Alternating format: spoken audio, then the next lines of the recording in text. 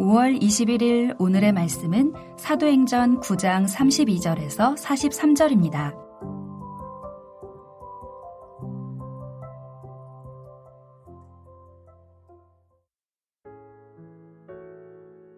그때 베드로가 사방으로 두루 다니다가 룻다에 사는 성도들에게도 내려갔더니 거기서 애니아라 하는 사람을 만나매 그는 중풍병으로 침상 위에 누운 지 8해라. 베드로가 이르되 애니아야 예수 그리스도께서 너를 낫게 하시니 일어나 내 자리를 정돈하라 한대 곧 일어나니 룻다와 사론에 사는 사람들이 다 그를 보고 주께로 돌아오니라. 욥바에 다비다라 하는 여제자가 있으니 그 이름을 번역하면 도르가라. 선행과 구제하는 일이 심히 많더니 그때 병들어 죽음에 시체를 씻어 다락에 누이니라. 룻다가 욥바에서 가까운지라. 제자들이 베드로가 거기 있음을 듣고 2 사람을 보내어 지체 말고 와달라고 간청하여 베드로가 일어나 그들과 함께 가서 이르매 그들이 데리고 다락방에 올라가니 모든 과부가 베드로 곁에 서서 울며 도르가가 그들과 함께 있을 때 지은 속옷과 겉옷을 다 내보이거늘 베드로가 사람을 다 내보내고 무릎을 꿇고 기도하고 돌이켜 시체를 향하여 이르되 다비다야 일어나라 하니 그가 눈을 떠 베드로를 보고 일어나 앉는지라. 베드로가 손을 내밀어 일으키고 성도들과 과부들을 불러들여 그가 살아난 것을 보이니 온 욥바 사람이 알고 많은 사람이 주를 믿더라. 베드로가 욥바에 여러 날 있어 시몬이라 하는 무두장이의 집에서 머무니라. 화요일 아침 주님 앞에 나오신 여러분을 환영하고 축복합니다. 날마다 복음의 능력을 경험하며 주님을 영화롭게 하는 여러분 되시기를 축복합니다. 오늘 본문은 초대교회가 든든히 서갈 때 베드로가 복음 전도와 흩어진 성도들을 위로하려고 팔레스타인 서부 지역을 순회하고 있는 내용입니다. 여러분, 오늘 베드로의 행보와 기적 사건은 사도 시대의 교회사에 매우 중요한 분수령입니다. 유대 사마리아까지 전해진 복음이 주님의 말씀처럼 이방으로 전파되어야 하는 시점에 와 있습니다. 이방의 복음이 전해지는 교두보 역할을 할 사람으로 하나님은 베드로를 선택하셨습니다. 32절에 베드로는 사방으로 두루 다녔다고 합니다. 이는 베드로가 복음 전파와 흩어진 성도들을 위로하고 격려하기 위해 팔레스타인 주변을 방문했을 것으로 여겨집니다. 그 중에 베드로가 룻다에서 중풍병자 애니아를 고치고 욥바에서 죽은 다비다를 살립니다.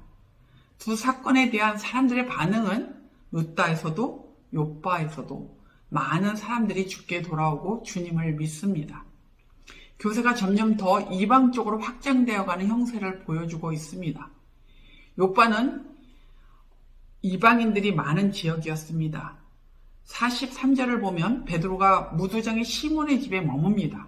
무두장이는 짐승의 가죽을 부드럽게 손질하는 일을 하는 사람입니다.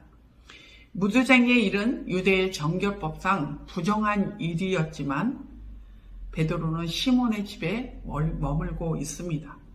욥바의 무두장이 시몬의 집에 베드로가 머물고 있다는 말. 그 말은 베드로가 유대적 장벽을 많이 벗어버렸다는 것을 알 수 있습니다. 그래서 이방인 고넬료의 초청에 응하는 준비가 되도록 하나님께서 인도하고 계십니다. 이렇게 복음이 확장되어 가도록 주님은 역사를 주관하고 계십니다. 오늘 본문의 이런 배경을 이해하며 베드로를 통해 나타난 기적 사건에 초점을 맞추면서 오늘 말씀을 살펴보겠습니다. 사실 우리는 인생사에서 기적이 일어났으면 하는 일들을 만날 때가 있습니다. 하나님의 초자연적 특성이 겉으로 명백하게 드러날 때 기적이 일어난다고 표현합니다. 물론 주님이 원하시면 기적이 일어날 수 있지만 기적은 극히 드물게 나타납니다. 특히 성경 말씀으로 분명한 계시가 주어진 지금은 드물 수밖에 없습니다. 그러나 분명한 것은 하나님께서 기적을 일으키실 때는 분명한 목적이 있다는 것입니다. 기적의 첫째 목적은 하나님을 높이는 것입니다. 왕 대신 하나님께 영광을 돌리는 것이 되어야 합니다. 기적이 만일 인간을 높인다면 그것은 하나님에게서 난 것이 아니라는 증거입니다. 그런 점에서 베드로는 그 능력이 어디서 나오는지를 분명히 합니다. 34절에 베드로는 이렇게 말합니다. 애니야야, 예수 그리스도께서 너를 낫게 하시니. 애니야를 낫게 하시는 분은 예수 그리스도이심을 분명하게 말하고 있습니다. 40절에는 베드로가 무릎을 꿇고 기도하고 시체를 향하여 다비다야 일어나라 라고 합니다. 무릎을 꿇고 기도했다는 것은 자기의 힘으로 하지 않았음을 보여주는 모습입니다. 두 가지 기적 모두 그 능력은 예수 그리스도에게서 나오는 것입니다. 그 일이 베드로 자신이 한 것이 아님을 분명히 하고 있습니다. 주님의 도구로 일함으로 하나님의 영광이 나타나도록 한 것입니다. 기적의 둘째 목적은 사람들에게 믿을 기회를 주는 것입니다. 물론 기적을 경험하는 당사자들에게는 기적은 비참과 죽음의 그늘에서 구원받는 놀라운 사건이었습니다. 베드로는 루다의 애니야에게도 욥바의 다비다에게도 일어나라고 주님의 능력으로 외쳤습니다. 8년간의 비참하면서 애니야를 일어나게 하고 죽음에서 다비다를 일으키는 구원의 사건입니다. 이 구원 사건은 더 멀리는 부활의 권능으로 죄인된 우리가 종국적으로 얻게 될 온전한 회복의 표시가 될 수 있습니다. 이 기적들이 당사자들을 구원한 사건이라면 다른 사람들에게는 예수 그리스도를 믿을 기회를 주었습니다. 이 두 기적을 본 사람들의 반응을 보십시오. 35절에 루다와 사론에 사는 사람들이 다 그를 보고 주께로 돌아오니라. 42절입니다. 온 욥바 사람이 알고 많은 사람이 주를 믿더라. 여기서 기적을 본 사람들은 기적을 보고 그저 놀란 것이 아닙니다. 그들은 그 기적으로 믿을 기회를 얻게 되었습니다. 많은 사람들이 기꺼이 예수를 믿고 세례를 받고 성령을 받았습니다. 여러분, 혹시 우리가 주님이 베푸시는 기적들을 경험하게 된다면, 또는 주님께서 우리의 삶 속에 놀라운 일을 행하신다면 그것이 주님의 영광을 드러내고 주님을 가리키며 주님이 왕이시고 구원자이심을 이야기하는 것인지 확인하십시오. 그리고 그 기적이 다른 사람을 주님께로 인도하는 길을 만들고 있는지 꼭 보셔야 합니다. 만일 그렇지 않다면 그 기적이나 그 놀라운 사건은 아무리 대단할지라도 무익한 것입니다. 주님이 베푸시는 기적은 주님의 능력이 나타나는 사건입니다. 여러분, 우리는 오늘 본문에 나오는 것 같이 기적들이 쉽게 일어나지 않는다는 것에 대해 동의하고 있습니다. 하지만 주님이 원하신다면 그런 일들도 일어날 수 있다고 믿고 있기도 합니다. 사실 하나님은 지금도 초자연적으로 일하고 계십니다.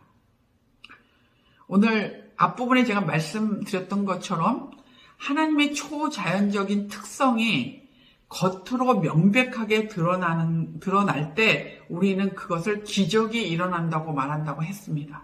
그 이야기는 겉으로 명백하게 드러나는 그 기적적인 사건이 아닐지라도 하나님은 초자연적으로 우리의 삶에 개입하고 계시다는 것이죠. 예를 들면 이런 겁니다. 우연처럼 보이는 환경을 하나님께서 만드시기도 하시고요.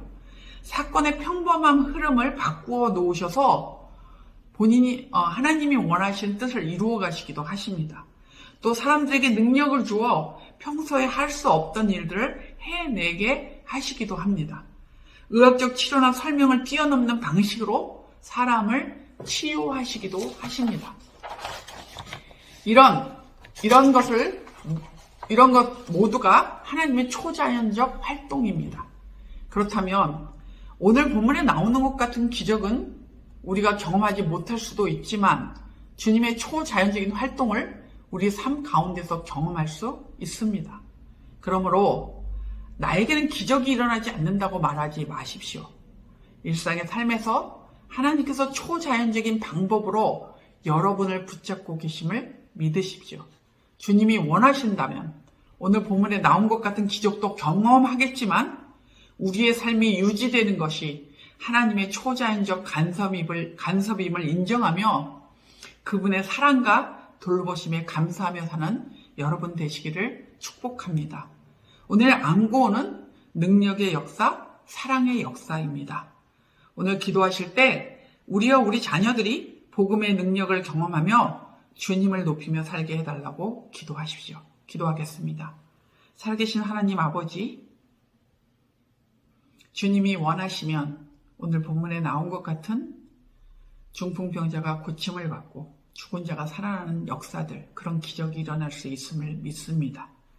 하지만 그렇게 초자연적 하나님의 능력이 겉으로 드러나지 않는다 할지라도 주님, 우리의 삶 가운데 주님이 개입하시며 초자연적인 방법으로 우리의 생명을 붙잡고 계시고 우리의 삶을 붙잡고 계심을 믿습니다. 하나님이 개입하셔서 하나님, 우리의 삶을 우연이 아닌 하나님이 개입하고 계시기에 우리의 삶이 우연이 아님을 믿습니다. 하나님, 그 하나님을 초자연적으로 개입하시는 그 하나님을 믿고 항상 믿음으로 우리의 삶 가운데서 신실하게 살아가는 저희들 될 수 있도록 인도하여 주시옵소서. 특별히 기도합니다. 하나님, 리더십 전환을 하는 시기에 우리 교회가 있습니다. 하나님, 이 한 해 리더십 전환하는 과정을 통하여 하나님 앞에 영광이 되게 해주시고 교회 공동체가 복을 얻게 해주시고 또 하나님 한국교회 덕이 되며 모든 곳에서 하나님이 영광을 받으실 수 있는 그런 리더십 전환 과정이 되게 하여 주옵소서. 돌아오는 토요일엔 청소년은 오픈하우스로 모이게 됩니다. 청소년들이 친구를 초청하고 함께 즐겁게 또 놀이도 하며 또 주의 복음을 듣습니다. 새로 오는 친구들 그리고 우리 교회 안에 있는 청소년들 중에 구원의 확신이 없는 친구들이 복음의 능력을 경험하는 시간이 될 수 있도록 하나님께서 인도하시고 이끌어 주셔서 주님께 영광이 되게 해주시고 청소년부가 영적으로 부흥하는 귀한 계기가 될 수 있도록 인도하여 주시옵소서. 하나님, 연약한 자들을 위해 기도합니다. 하나님 아버지, 오늘 본문에 나온 것처럼 그런 기적을 구하고 있는 많은 연약한 자들이 있습니다. 하나님, 육신의 연약함으로, 정서적인 연약함으로, 또 경제적인 어려움으로 고통받고 있는 자들을 주께서 특별히 불쌍히 여겨주시고 하나님, 원하신다면 기적을 베풀어 주시고 또 하나님 아버지, 눈에 보이는 기적이 아닐지라도 초자연적인 간섭으로 주께서 개입하고 계시오니 약을 쓰는 것이 그리고 하나님 내 인생의 삶의 모든 과정들이 주님이 이끄시고 인도하셔서 선하게 이 어려움들을 잘 견디고 이길 수 있도록 주께서 이끌어 주시기를 기도합니다. 태의 열매를 기다리는 가정에게 하나님 새 생명을 허락하여 주시옵소서. 오늘 하루도 하나님의 은혜를 기억하고 하나님은 우리의 삶 가운데 함께 걸어가시고 개입하고 계심을 믿고 살아갑니다. 힘 주옵소서. 예수님의 이름으로 기도합니다. 아멘. 하늘에 계신 우리 아버지여, 이름이 거룩히 여김을 받으시오며 나라가 임하시오며 뜻이 하늘에서 이루어진 것 같이 땅에서도 이루어지이다. 오늘 우리에게 일용할 양식을 주시옵고 우리가 우리에게 죄진 자를 사하여 준 것 같이 우리의 죄를 사하여 주시옵고 우리를 시험에 들게 하지 마시옵고 다만 악에서 구하시옵소서.